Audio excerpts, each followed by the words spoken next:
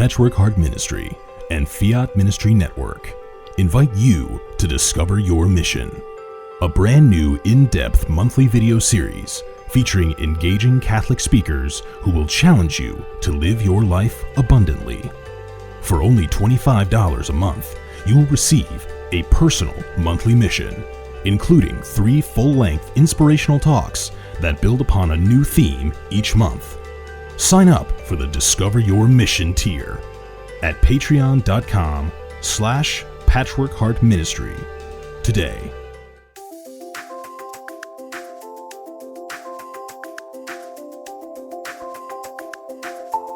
Welcome to the Sowing Hope podcast. This is a show all about implanting hope in our hearts. I'm Bill Snyder, joined by my friend Ann DeSantis. We're glad you're here for our uplifting conversation about faith and how it sustains our hearts through all the seasons of life. Thanks for walking with us. And good evening, everybody, and welcome to the Sowing Hope podcast. And thank you so much for joining us here on Patchwork Heart Radio, Patchwork Heart Ministry, Fiat Ministry Network. Wherever you are listening to this, thank you so much for tuning in and being a part of our ministry, which is simply to sow hope into broken hearts. As always, I am joined by my friend Ann DeSantis. And welcome, Ann. Good evening. How are you? Oh, I'm awesome. I'm just awesome today. So good to be alive. So good to be here with our amazing guest and with you, Bill, as always. Yes. Why don't you tell us about our guest? Yes, we have Donna A. Heckler. She's a friend of ours, of Patchwork Heart Radio and of the TV show Journeys in Faith, where she was a guest. And Donna is an author and also an advisor, and she is a global marketing executive who's been blessed with a prominent career in the corporate sector, recognized as a thought leader in brand and marketing strategy. She is co-author of the book, The Truth About Creating Brands People Love. Donna penned the acclaimed book, Living Like a Lady When You Have Cancer, after her stage 3 cancer diagnosis. Donna is a Catholic author and speaker with a knack for insightful and engaging storytelling. And she is the author of the new book called Marketing God, which I have in my hand right now. And since this is a podcast, nobody can see me holding the book. And I love this book so much. It's inspired strategies for building the kingdom. So welcome, Donna. Oh, thank you, Anne. It's so good to be with both of you. Yeah, it's great. It really is. And you are such a gifted author, and you and I are getting to know each other because you're even going to be helping me with some work with the foundation that I represent. That's the St. Raymond Onatus Foundation, because Marketing God really is for all of us who are looking to evangelize, all nonprofits, people who are in ministry. You know, it's even for people who are inspired by their own faith and want to know how to speak to people about what we believe and the importance of faith in God and in the church. So I commend you for writing such an amazing book and for all the great work you're doing. Oh, well, thank you so much. You know, that book was sort of, it was interesting. I don't recall if I told you how it came about, but please do. The idea of it actually came to me at Mass. So it was, I would go to morning Mass, right? And I'm at morning Mass, and this idea pops in my head, write a book called Marketing God. And my reaction was, oh my gosh, who said that to me? And because I knew my feeble brain wouldn't have come up with that. And then I thought it must have been the devil, right? Because it just sounded like such a bad title. And then I thought, wait a second, if I'm any good at marketing, the devil wouldn't want me to write this. And then it occurred to me where maybe the inspiration was coming from. And I have to tell you, I was terrified to write this. I mean, yes, I've done all this global marketing and I've done big brands. I've done that stuff, right? But somehow applying it to faith, it was scary for me, quite frankly. But as the book unfolded, I was like, you know, there's just a lot of things that I knew from corporate, and I think they matter for parishes and ministries. So I say all that by way of saying thank you for your kind words about it. because it was a scary endeavor for me. Well, I truly mean it, because I have the book itself, and you and I have talked about it. And, it's the kind of book that if you are a pastor, if you work at a church, if you're in any kind of ministry, and as I said, even at, a couple paragraphs ago, that if you if you have a heart for evangelizing, this is a book for you. Yeah, It really is. And it's easy to read. I think you told me there's 40 chapters, is it? Yep. 40 chapters, and each has a statement and only maybe a few pages to read and some reflections. Right. Well, and that was the entire intent. So, I mean, when you do any of our careers, right? You're in marketing, you're in law, you're in finance, whatever it is we're in, we've spent years figuring these things out. And so you can't possibly put it all out there. And so my thought was, what are maybe 40 insights? What are some of the best insights that I make sure I always use? And now let's apply them to our faith. And what I tried to do in the book was to pull secular examples, because we all know those. I used to run marketing. I think we've mentioned that before, for Energizer, right? So everybody knows Energizer, and they know the That's right.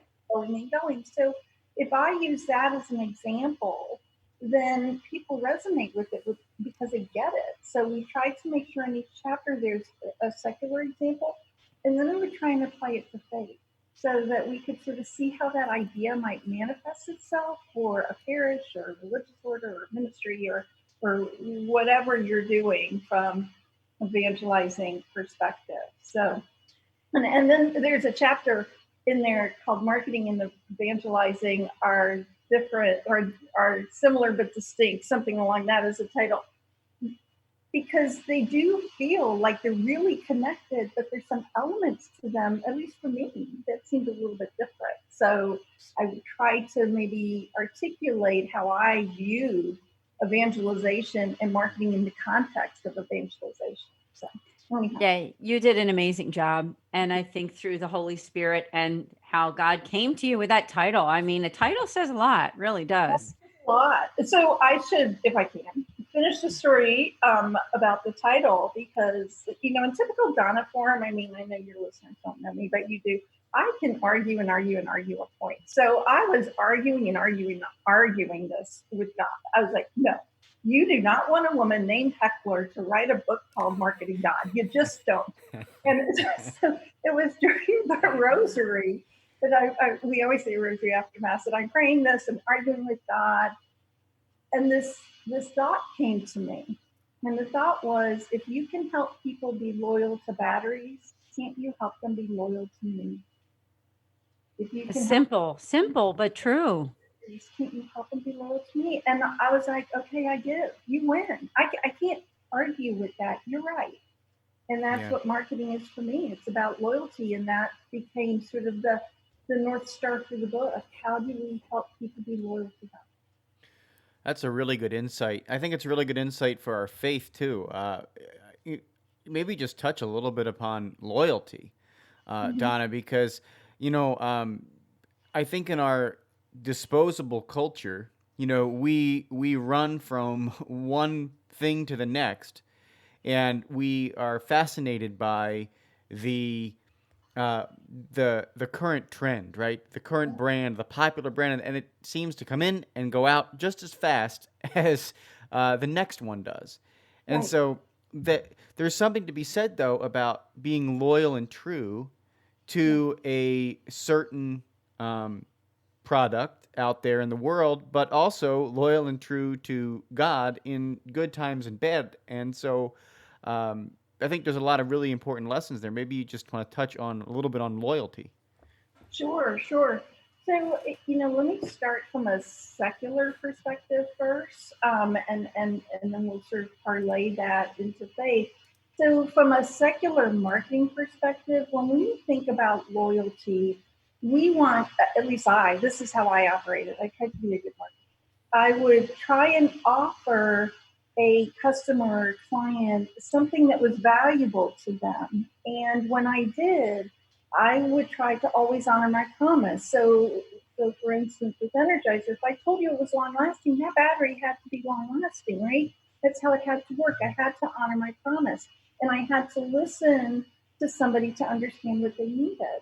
And when that happened, this was a two-way street. I'm hearing what they need. I'm making sure that my battery is long lasting. And they develop loyalty to the brand, but also I'm loyal to them as a user, right? So loyalty becomes the utmost thing, because in the end, when you're loyal to something, you no longer have to think about it. You absolutely go there and rely on it. So let's apply that to faith. If we are loyal to God, then we are absolutely relying on God. God has offered so many promises to us. We have so many promises through the Bible, through our faith, and He honors those promises. But likewise, we need to continue to engage with Him. We need to share what's going on in our lives, and then He brings those promises back to us. And it's that two-way street that takes us down this path to constant loyalty to God. But to your point, Phil, it is so often that there's a shiny object. It's like, oh, look at this, or oh, look at that. And we turn our heads to the shiny object. And what happens when we turn our heads to a shiny object? We're turning it away from God. So the whole point in loyalty for me is to make sure that we are ever vigilant on what is our focus. And we as Catholics are focused on God. We're focused on our faith. We're focused on following Christ.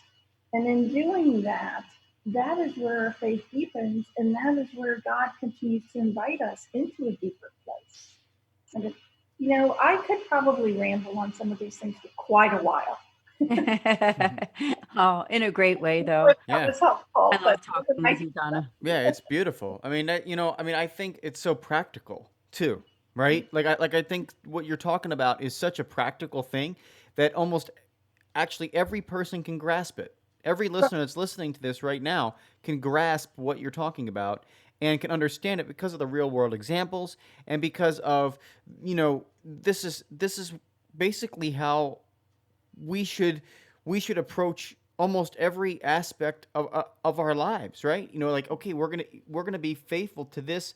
We're gonna be loyal to this, because we're invested in this, because we like it, because we enjoy it, because there's some aspect that attracts us to it, and I don't have to turn my head and look at all these other shiny objects, as you said. It's just, let's take a look at being loyal to the most faithful, the most faithful God that we have. I mean, God is going to be faithful to us no matter what, right? He's bought into our brand of humanity 100%. Oh, that is so perfect. That is, Phil. That was great. Yes. Very creative and spirit inspired. Yeah. One thing I would offer is that as I wrote the book, one concern I had is I didn't want people to think that I was encouraging individuals to become loyal just to their church or just to their ministry. I see those as pathways to being loyal to God. So I sort of put that out there because we don't want to stop. We don't want to, okay, I'm going to church every day, I'm really loyal to my parish. That's not the end point that we're seeking. The end point we're seeking is that loyalty to God. And so trying to make sure that was incorporated in the book for me was really critical. What's that end point? Because again, as humans, it's easy. Okay, I'm there. I'm really loyal to this, right? And I'm done. No, we're not done. We're not, because that's not what the end point is. The end point is God. So well said. So well said. You have an amazing faith journey yourself. And I mentioned when I read your little bio that you had, after your stage 3 cancer diagnosis, a lot of things started to happen there. I wondered if you could take us on that journey. For people who don't know you, I think you just have a beautiful faith journey to share with us. Oh, well, thank you, Anne. Of course, I'm happy to be here. So my career was in this global marketing, right, which is really busy, really crazy busy. We all have crazy busy lives. Mine just happened to occur at work. So I managed big budgets. I ran big brands. I traveled the world. I had lots of people. And then I had what I called a timeout. And I like to say, in fact, my speech is that God gave me a timeout. In fact, he gave me two. The first timeout was a really freak leg injury, and we weren't sure I'd ever walk again. I do walk, and all was fine, but it was maybe about a month after I was just getting off crutches that we discovered stage 3 breast cancer. And so here I am. I've just gone through all this stuff with the leg, and now I'm going through all the treatments for cancer. And so in the period of 18 months, I had 12 surgeries, I had chemo, and I had radiation. And the one thing that I had to do was just sit quietly. For somebody who was always crazy busy and running all over the place, I had no choice but to sit quietly.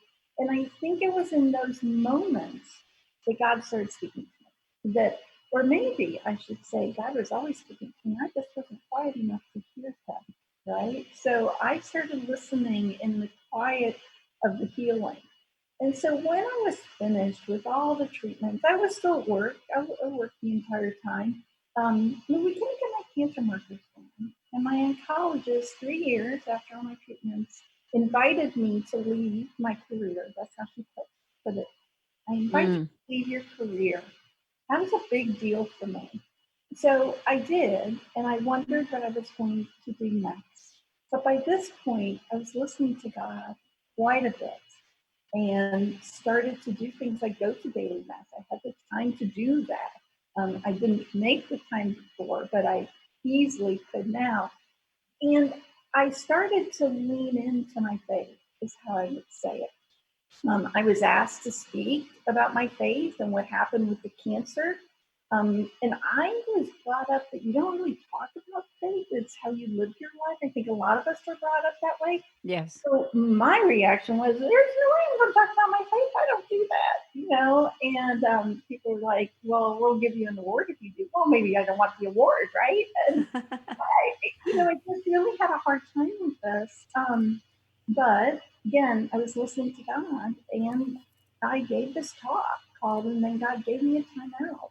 And for a marketer who has spoken all over the world, I've never had a standing ovation before. And when I finished giving that talk, people were standing and they were crying and they were saying, we all go through these things. We go through bad things in our life, and your witness of it is so helpful for us. So that was sort of the shortened version of the journey. But those things opened up the door for me to do so much more, for me to support various not-for-profits, ministries, religious orders with marketing, for me to write books, for me to speak on faith. I mean, there's so many things now that I do, and they are 100% centered on faith. And so that is just this beautiful outcome as a result of this journey I've been on. Thank you so much. I know there's a lot more to your journey, and you shorten it up because we do have lots of other things to talk about. But I would invite people to go to your website and get to know not only you, but also the great things that you're doing. And her website, again, is DonnaA.Heckler.com. Don't forget the A, that's her middle initial. And she's got a beautiful website. And it's all about Be Radiant. I wondered if you could speak about Be Radiant. Oh, of course. I love to talk about being radiant. So being radiant, this idea of it actually came to me when I had cancer. And I was really sick. I mean, honestly, when you go through all of that in a short amount of time, it's hard for a body to process that. So I was going through one of my final chemos, and I was so ill from that I could hardly lift my head. I would have friends come by and bring me soup. And this one friend, Mary Beth, was coming by to bring me soup for lunch. And usually I would have a wig on the table at the front of the house so that I could throw the wig on and say hello and try and be somewhat okay, right? And I called her, texted her that morning and said, I can't even get up off the sofa. You'll just have to come in on your own, and I won't have a wig on. So she comes in and she takes a look at me. And you can see she's just overwhelmed by the appearance of cancer, quite frankly. And she said, well, why don't I go into the kitchen and I'll get our soup ready for lunch. And she walks in the kitchen, and from where I'm sitting, I have sort of this odd angle view, and I could see into the kitchen window. and she's fumbling with the top of the soup container, and she's crying. But you know what really got me? She hadn't taken her purse off her shoulder. Somehow she was so overwhelmed with what she was seeing. She hadn't done something as simple as that. And as I laid on that sofa, I said to myself, well, probably somebody gave me these words. You need to be radiant for Mary Beth today, Donna. You need to be radiant. And I remember thinking, how is that possible? And the reaction was, you can use your eyes, and you can use your smile, and you can let her know it'll be okay. And she came back with the soup, and I don't know that we even had one sip of it. But I tried just to smile to her, and I really tried to look at her with love and let her know everything was going to be okay. And she smiled, and that's when I knew that we were getting through to her, and it wasn't me, right? It was God. And that became my mantra. That became this idea that we can radiate God. We can let God shine through no matter where we are in our lives. Even when I was so sick, I could look at somebody and open my eyes up to love and to God, and He would do the work. He would shine through and touch her. So that became this mantra, and so now when I speak, I talk about radiance. But importantly, I think I pray about radiance. I try and find radiance in my everyday life myself. I still use it all the time. It inspires me to let God shine through. Well, what comes to my mind is the idea of survival and thriving. And even if you're going through some kind of a trial, you can still, in some ways, as hard as this might seem, you can still thrive. Am I right? I mean, you would know better than I on this topic. No, you absolutely are right. I think that was the piece that was so odd, if you will, to me, is here I am at this really dark point where I can't even say 2 words. But it wasn't up to me. If I was radiant, that meant I was allowing God to shine through. He was doing the work. He was touching other people. It wasn't me. And that God is there even in those darkest moments. And I felt that because I saw Mary Beth's reaction. That wasn't of me. That was of God. And so, yeah, radiance is there all the time because God is with us all the time. If we allow Him to shine through us. Yeah, totally, totally. And I know that there's people who are listening, Donna, we're going through this pandemic right now. I mean, I'm kind of hoping we're on the tail end of it, but who knows, right? Who knows? Yes, yes. Pray to God, I bless myself right now, Lord. But but in the end, at the end of the day, as they say, there's people who are going through some rough times, and people who are either sick or lost their jobs, or something. It could be anything. So I think hearing your story about how God shined through you at that moment, and how as hard as it was for you, you kind of just let God come through your smile and your eyes. That says a lot to all of us about how we can still be, and I'll throw it in quotes because it really it means something, happy, because the happy is more of that joy that you can get from living with God, if I'm correct. Yes, no, I think you're absolutely correct. It reminds me of just this past weekend, if I may share another story. You I have plenty, and don't you? So this past weekend, my nephew was married, and he's so faith-filled, and his now wife, so faith-filled. They are so fabulous. They were both, and she still is focused missionaries, and so joyful, and just amazing people. Now I know I'm biased because it's my godson, right? But I couldn't go to the wedding because of COVID. Everything has been shut down. No. They couldn't have more than the immediate family, maybe 20, 30 people at most. And so I'm watching their wedding on Zoom. And let me tell you, I was not so radiant as I was getting dressed for the wedding, because I thought, I'm still getting dressed. I'm going to do this as if I'm going to the wedding, right? And then the cameras came on. And you know what I noticed? I was watching the wedding from the front. I don't know about you or your listeners, but whenever I go to a wedding, like I sit in the pew and I see the back of the groom and I see the back of the bride and I see the beautiful back of the dress, but I don't see their faces. At this wedding, while I wasn't there in person and it was heartbreaking for me, I saw their joy. I saw their love for each other. I saw their love for God. I saw their faith. I saw things that I would never have seen had I been there in person. And as I watched the wedding, I realized how radiant they were and what, in the end, the blessing it was for me to have been able to see it that way. And, I guess I share that because in the midst of COVID, like there's hard things happening. And at the same time, maybe those hard things are causing us either to take a time out and see things differently, or perhaps like me, see faces at a wedding that I wouldn't have seen before. I just think that in the course of all of these things, there are still opportunities for us to find the radiance, as hard as that can be sometimes. You said that so well. And I think that's a great message for people right now during this COVID-19. I don't know if I want to call it a lockdown, but somewhat of a lockdown still for some people, to hear that there was something good that came out of you being able to watch it on Zoom. Right. There is something good about it because, let's face it, with Zoom, we could do something even like we're doing right now. I mean, we're doing this podcast. It's almost like the three of us are together.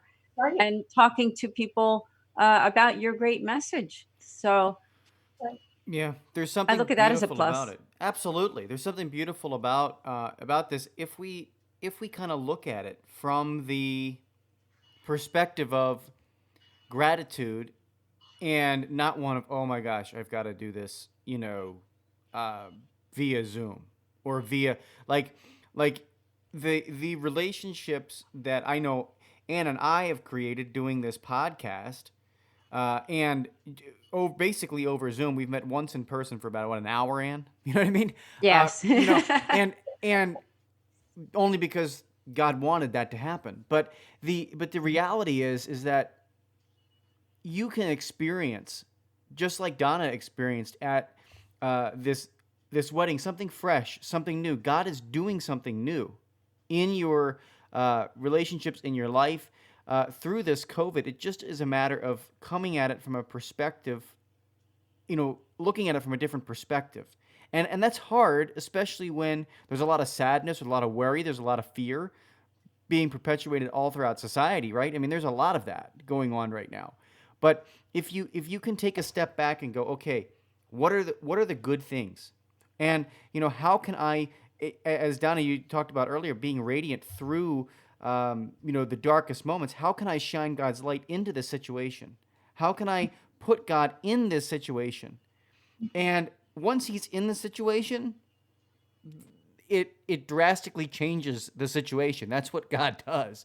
So, yeah, I just think your example is wonderful, and I just encourage everybody out there that's listening to this today.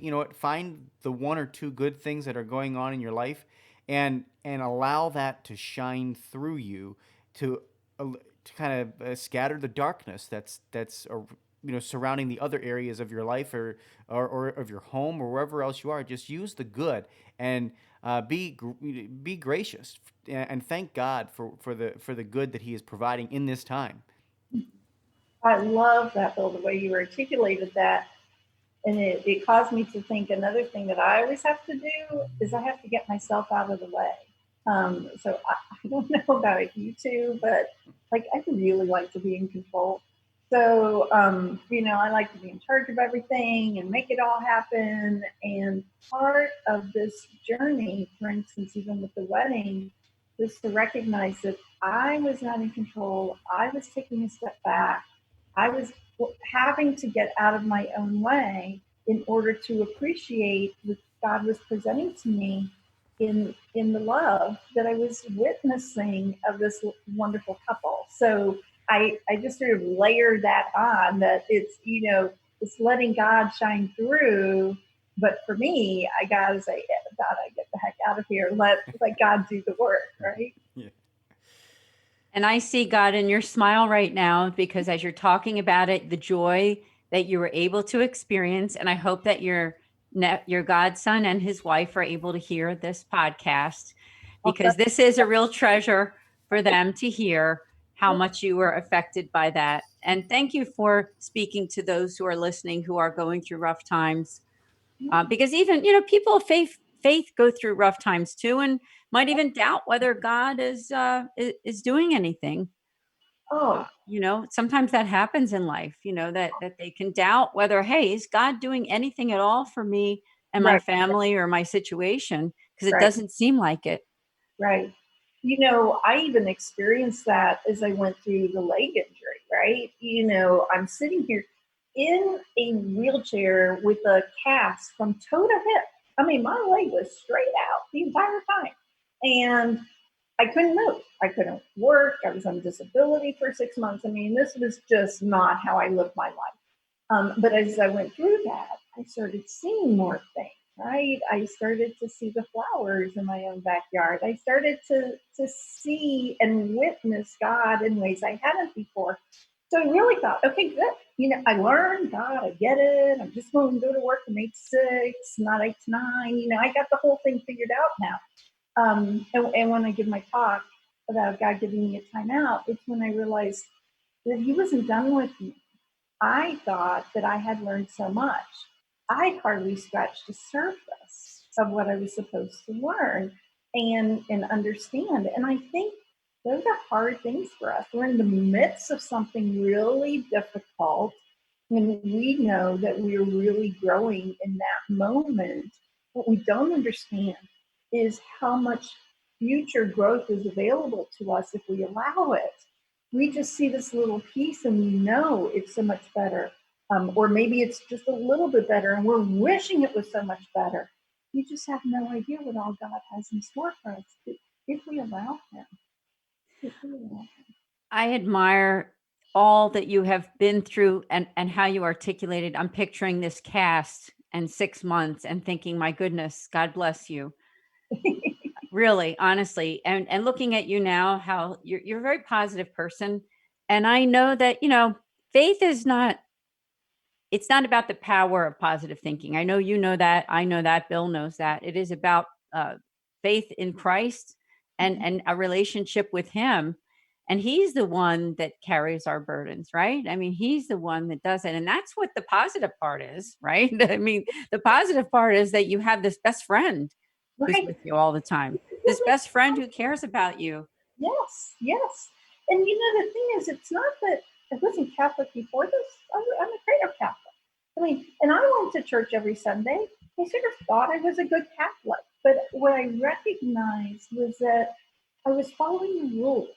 I did what Catholics did because my career, my success was because of my head. It was, I lived in my head. I did my work. And so I applied that to everything. And I think God used these timeouts to say, wait a second, we got a heart here as well. And we need to open that up so I can shine through it. So I just share that because, somebody once said to me, well, so you must have become Catholic after this. No, I was always Catholic. It's just that my approach to my faith opened up because not because I was willing, I was forced to sit quietly with that, right? But that made all the difference. Made all the difference. Yeah, you're such an authentic person and such a good person. Oh, And I'm just so blessed by knowing you. I want to invite people again, just, people who are coming in halfway through, to go to DonnaAHeckler.com and get the book that I love so much, called Marketing God: Inspired Strategies for Building the Kingdom. And it's got 40 chapters. They're short, they're easy to read. And it says here on the back cover that 40 identified corporate strategies that are most critical to faith-based organizations. So if somebody works for a church, if you're in ministry, if you're a nonprofit, whoever you are, this book is for you. And also people who really care about their faith and they want to evangelize. Absolutely. Thank you. Yes. Yeah, no, it's so true. It's so true. And I mentioned at the beginning that you're going to be helping me with the foundation that I'm the director for as well. And I'm looking forward to that, the St. Raymond Nonatus Foundation. So keep an eye on our website for something going on there with with Donna at nonatus.org, because I know we're going to be talking about doing something together related to all of this. Right. Absolutely. See what we can do. Yep. That's right. So I have a totally random different story to tell if you'd like to hear it. Please, Yeah, please. absolutely. About the middle A. The middle A. So it's Donna A. Heckler. So my middle name is Agnes. Oh, now growing up. There's a story for that one. Oh, Hey, who's Agnes, Bill? Tell us. Agnes is my Hello, wife. Agnes. This podcast. My wife is named Agnes. Okay. So growing up, I was totally teased. Totally teased. That middle name, it was horrible. And so I would not use it at all. In fact, for many years, most of my life, in fact, until maybe about the past 5 or 6, it was just Donna Heckler. I wouldn't acknowledge it. I had nothing to do with it. Now, it's a long line. That name has been used in our family for years. It's a very Catholic family, and I'm the last of the Agneses on the Heckler line. So I was not using this name at all.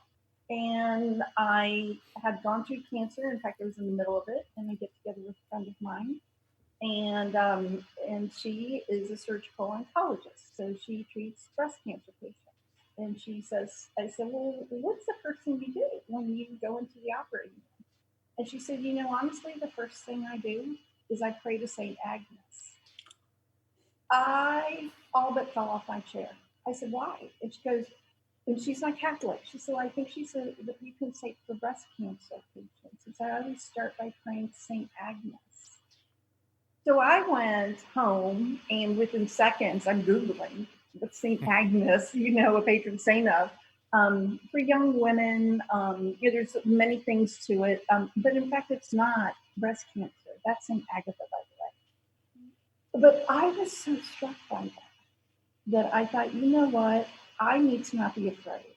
And I started really researching and thinking about St. Agnes and learning about her and her life. And I realized that while I was always teased, that name is really meaningful to me in very spiritual and faith-based ways, not just as a family name. So I'm still a little terrified to say I'm Donna Agnes Heckler. But I will say I'm Donna A. Heckler. And I use A now in everything. That's why I'm a little bit insistent about it being in the website. I know that makes it hard. It's Donna, 2 A's, Heckler, right? But the A is so meaningful because there's history to it, there's faith to it. And I was awakened to what it meant because of the cancer.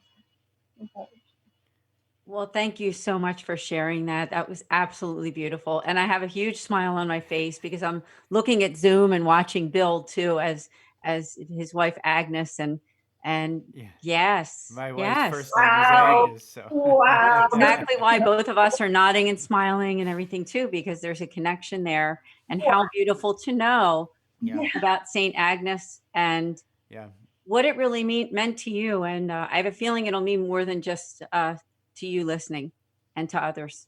Thank you. Oh, sure. Yeah, absolutely. Yeah, what a powerful story. And I think oftentimes too, I have a similar story like that as well, where my confirmation name it ends up being David because my middle name is David, and I'm William David III, David III, right? So I wanted to pick a different confirmation name other than David, but my grandfather had taken David and my father had taken David. So my mom and dad go, "You're going to take David." And I'm like, "Well, that's not my choice." Technically it kind of might invalidate the sacrament, from not being able to choose your own name. And but the name I wanted to choose was St. Boniface. And now I, in 6th grade, enjoyed the name Boniface because of how it sounded, right? Um, but and my mom and dad thought I was being rebellious, and they forced me to take David. So my name on the confirmation certificate is William David David, right? Oh, And so, God but bless. right, but you know what? I mean, years later, I've always had this intrigue with Saint Boniface because I did research him when I was in middle school, and I did finally years ago. I think it was 2 or 3 years ago. I sent my mother the story about him chopping down this pagan tree and how the Christmas tree got kind of its name from Saint Boniface and how it came to be. And my mom goes, "Oh, I am so sorry. I didn't let you choose Boniface. I didn't realize what a powerful saint he was." And then, and so you know what? There's the similarity in that, like, okay, we don't realize, sometimes the power of the name, and even if maybe we're goofing around or we're thinking, oh, I don't want to truly reveal that right now. There's something there that God is prompting. Okay, you know what? I pray to this, use this, and so for you definitely, and for me in the same boat there. It's like, yeah, there's something in the power of a name, the power of a name. There is, and you're right. And we start peeling it back. It's like this onion. You keep finding deeper and deeper layers to it, all coming from God. I remember, I've loved Mother Teresa. I mean, who hasn't, right? But I've just really followed and loved her, and watched everything and read everything I possibly could. And it was maybe a year after I had started using Donna A. Heckler that I was watching a movie and found out that her given name was Agnes. Mm-hmm. That's right. It was. I all but melted down. I was like, oh my heavens, I've been ignoring this name. I've been pushing this away. And yet it really is an avenue to open me up to deeper faith, to all these special people who have this name. And what have they done? Lean into it, Donna, right? Lean into it. So. I love that we're talking about this. This is so great. Thank you, because I know that that's affecting people. Good. There's always a reason, right? Yeah. Every conversation has a reason. And research your name, right? Research your name. If you have an odd, weird name, you might not like it. Research what it means, and research the saint behind it. If you're Catholic, and sometimes people aren't named after Catholic saints, and that's okay. But research the etymology of the name, and understand where it's coming from, and understand the personality, because God gives you the name. God gives it to you. That's right. I agree with that. When I was growing up, I mean, my name's Anne Marie is my formal name, 2 words, and Anne. And I didn't know when I was a little kid that was Jesus's grandmother, pretty much, right? I mean, Mary's mother. Yeah. And I had a very close relationship with my mother's mother. And when she died, I mean, I was pretty devastated. I was 28 and we were very, very close. And her faith inspired me. But it hasn't been until my, middle years and older a little bit here that I understand now that whole idea of Jesus's grandmother and the role of the grandmother. I'm not there yet, but I can imagine that will take on a meaning of its own once my kids have their own children. The role of grandmother. So Absolutely. And I know, Bill, you understand that. Bill just, his grandmother passed away this past summer, and God rest her soul.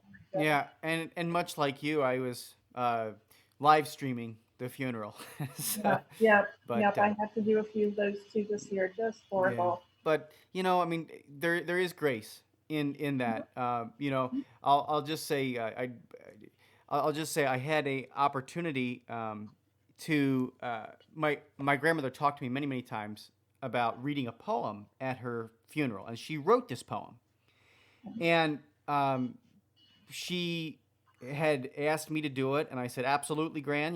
When you die, I'll read this poem, and I couldn't attend the funeral to read the poem. So my dad said to me, because he was able to go in for the funeral, and my mom and some of the immediate family was able to be there. I said to my dad and my mom, I said, just email me the poem or screenshot it to me, and I will read it and I will record it using audio, and you can play it at the funeral. So now this poem that was recorded, I put background music to it. I made it sound really pretty because this is what this is what we do here at part of the ministry, right? And it now has become immortalized. Like people keep playing it on their phones. I got a text message 2 weeks ago from one of my aunts that said, "I can't stop listening to this. I've been listening to it 2 or 3 times a day." Like, and I said, "Isn't this the way that my grandmother would want it?" I was able to read it. Amen. And able to do it. And even though, I couldn't be there in person to read it aloud, now we get to hear it over and over and over again. I think of the radiance in that, how you were able to use the tools that you have to do this poem and share it and get her message out, and how God is using this time to get that to so many more people for so much longer. I mean, that was just spectacular. That's beautiful. In the course of the sadness, Yeah, there you were. Just wow. Thank you. Yeah, no, it's just amazing how the Holy Spirit's working through this time on the air right now. I mean, there's so many amazing stories and correlations, and it's just incredible. Really, honestly. And it's making me smile, and I just can't stop smiling. So thank you both. Thank you both. Thank you, Lord. God always has this plan every day for our lives. Everybody we meet. Yeah. So it's just so great. Yeah. I thought we could just kind of switch topics, if we could, about the marketing and advising aspect of your website, because that's something that you do, something that you offer to people. And it's an amazing thing, and it can still be done right now during this time of the pandemic. Absolutely. Virtually. So I thought you could share on that with those listening. Sure. So first of all, it occurred to me the other day when I was talking to somebody who needs a little bit of marketing help, that I need to really put a lot more information up there. So I'll let everybody who's listening know, stay tuned. I'm going to fix that. I have always sort of behind the scenes consulted. I mean, I was in corporate, but people would often say, "Hey, can you chime in on this?" Or, I wrote different books, and hey, where do we run it through? I've always sort of behind the scenes had this marketing arm where I would just step in and try and support organizations. Since the book Marketing God, and really before that, I started to realize how much I could bring forward to faith-based entities. And so I've tried to sort of capture the things I used to do in corporate and streamline them a little bit for parishes and ministries and bring those forward. So there's lots of different things that different groups need. And often when I do consulting, I'll just spend a little time up front understanding what the issue is, right? In fact, Ann, you and I talked about, like, if you read the book, tell me what the 2 big chapters are, or 3 big chapters, right? Because that'll help me know where do you need help. And then what I try and do is have different techniques, different little projects, different things that we can do that everybody can chime in on, so that as the marketing is developed, it's not sort of Donna saying, here's what it should be, but it's more us collectively saying, given what you know about your organization and what I know about marketing, let's pull those 2 things together to make a difference for your ministry. That's sort of how I try and approach it. So yeah, we've been doing more and more of it, and I will say I don't do lots of projects. I tend to do several, and I say I like to go deep. I'd rather really know an organization and really be helpful for them than to do tons of little things that may or may not make a difference. So is that helpful? Is that what you were looking Extremely. No, extremely. Because you know what? Let's face it, this pandemic has brought out something that in the church was already on somewhat of, well, I shouldn't even say somewhat, it was on a decline as far as attendance, as far as people really practicing their faith, caring about their faith, identifying themselves as Catholics. So you're coming in with this book at the right time. So I think this book is going to be great for archdiocese. It's going to be great for diocese, churches, religious organizations, nonprofits. It's a must-have. It's a must-have. I tend to agree, but then I'm the author. So I'm not sure. Actually, in fairness, I would say I really had a co-author, and that was God. Yeah, He definitely is right there in the midst of that book. I'm going to jump to another little soapbox of mine, if I may, related to the book. So many people keep saying, well, what do we need to do as a Catholic Church? What do we need to do as a parish, whatever. The one thing that I always think about with brand marketing, which is what this book is speaking to, is the creation of a brand and what that brand means and how you become loyal to it, is that it has to be unique. Anything that really resonates out there has to be unique. It has to stand on its own, and that's how people become attracted to it. And the thing that my soapbox that I'm frustrated with is that so many Catholics seem to have lost sight of what makes us so unique. We have the unique presence of God. Nobody else has the Eucharist. We have this thing that is so special. And if I can just get the word out that we focus on that, just focusing on that will make such a difference and open up so many more people, not only to the presence of God, but ultimately to loyalty to Him. So I just put that out there because that's just the one that, like, how do we help the world understand how important this is?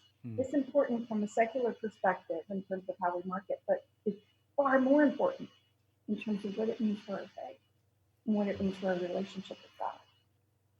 What I really like is your clarity. Honestly, it's with your writing style and with your website, there's no real scratching your head and thinking, well, what did she mean? How do I do this? I mean, you lay it out there. You do. You lay it out there. And for somebody like me, hey, that's what I need. I need that. It's very direct. So if somebody's listening, I don't care who you are, I would say this is the book for you, and go to Amazon for Marketing God. Now, where else can they find this book? Is it on Kindle too or anything like that? Yeah, it's on everything. Oh, it's on everything. Oh, that's so good. And I have to really give a big call out to my publisher, which is OSB, Our Sunday Visitor. They did an amazing job.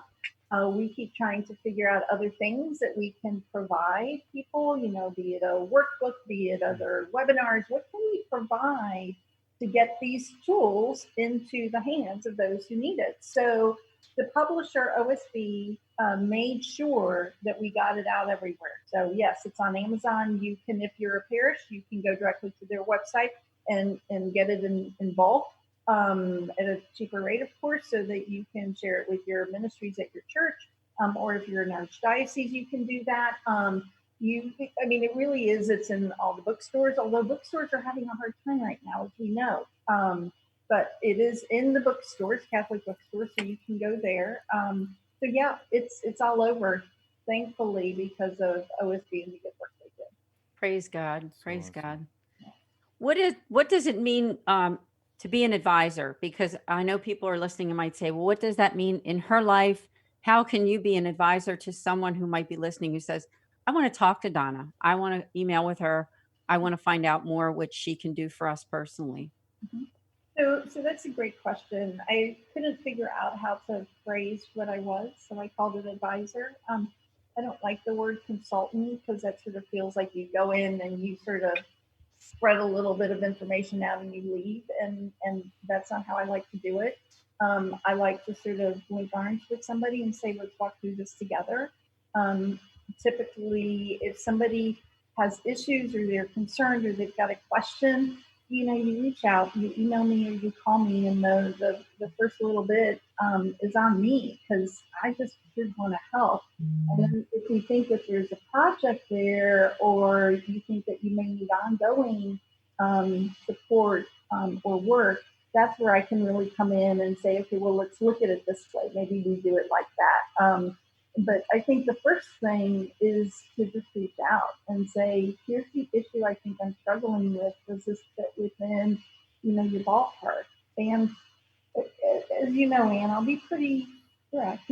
And I'll say, yes, go outside of my frame of reference, or, wow, that's right in my sweet spot. Here's something you might think about. Yes, in secular world, I had enormous budgets, but I have also been on boards of not-for-profits and chairman of the board for some organizations, so I know what it's like to have a small budget. So I say that because I think sometimes people will hear the big names of companies I've worked with and say, "Oh, we can't afford her." That's not what I'm doing now. We make sure Okay. it's really affordable, and I have a rate for faith-based entities that is different from anything for secular. So I try to make it really reasonable. And honestly, if you say, here's what we have, what can you do? We'll figure it out. So it's all about. I mean, this is about helping people get to God. Yeah.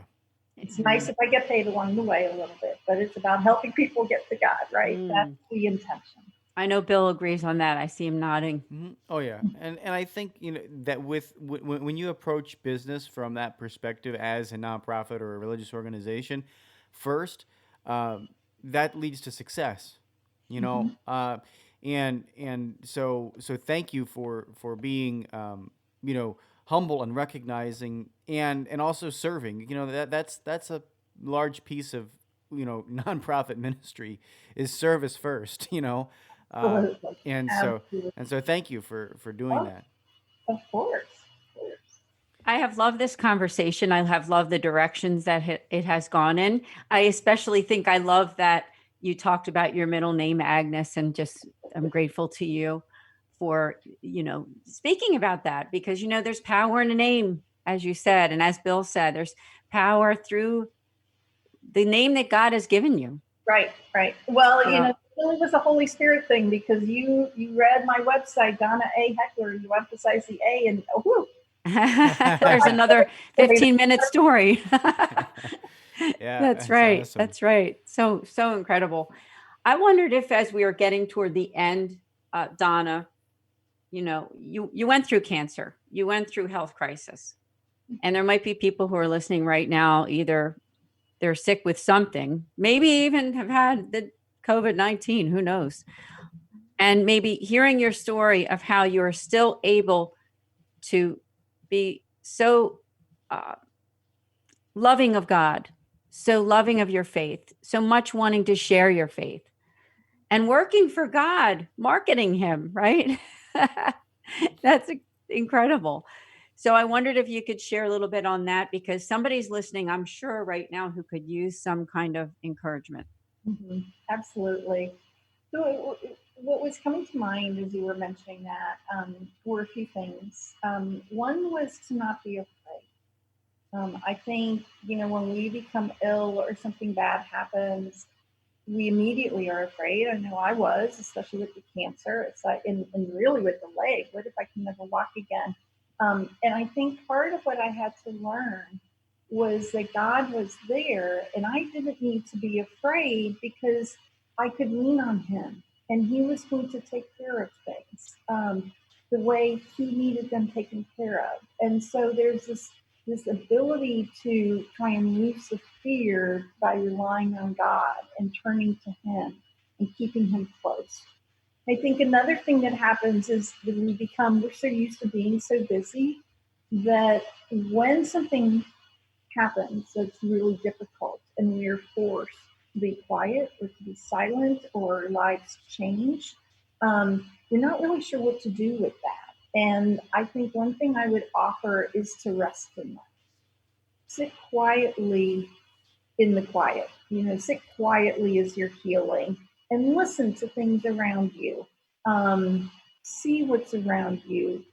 Recognize the world in a new way. And then I think a third thing that I'd offer is even in these most difficult times that you might be facing, find a way that you can be grateful. What can you be grateful for that day or in that moment? And as you find your gratitude, you're going to find that God's right there in the middle of it. So those might just be a few things I would offer. I will say I didn't do them right away when I first injured my leg, but over the course of the injury and then the illness, I learned to do those things, and they brought me immense peace as I went through, especially the cancer. You're so wise. Honestly, Awesome I mean stuff. that. You are wise in the Lord. Thank you. Thank Tot- you. Totally awesome stuff. Folks, this episode, I would encourage you all to listen to it again a few times, because there's so much packed in here, and so much grace of the Holy Spirit. I know I'll be listening to it again, and I'm talking right now. So please go over to our podcast feed. It's very simple. It's just patchworkheart.podbean.com. Again, patchworkheart.podbean.com. You'll find all of our programs there, including this one. In addition to that, I really encourage you to also head over to our website, patchworkheart.org.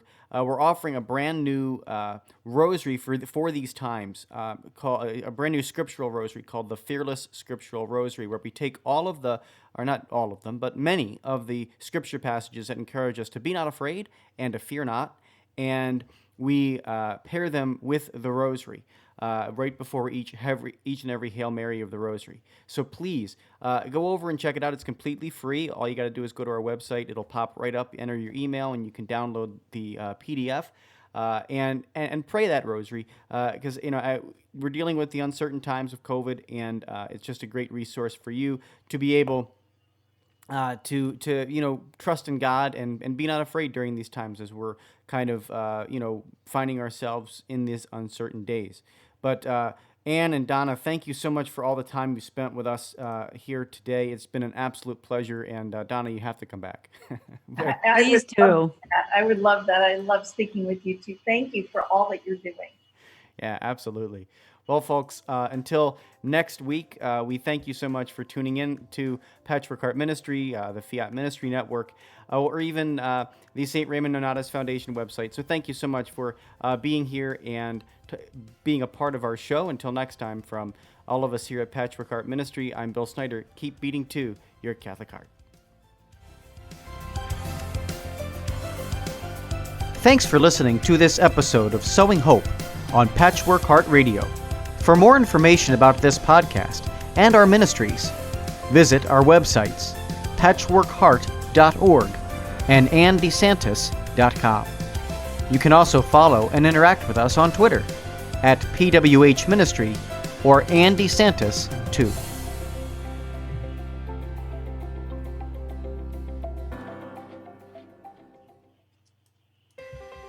Patchwork Heart Ministry and Fiat Ministry Network invite you to discover your mission.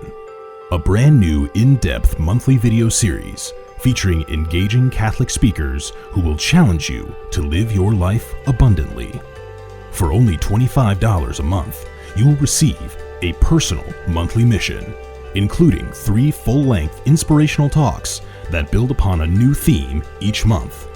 Sign up for the Discover Your Mission tier at patreon.com/patchworkheartministry today.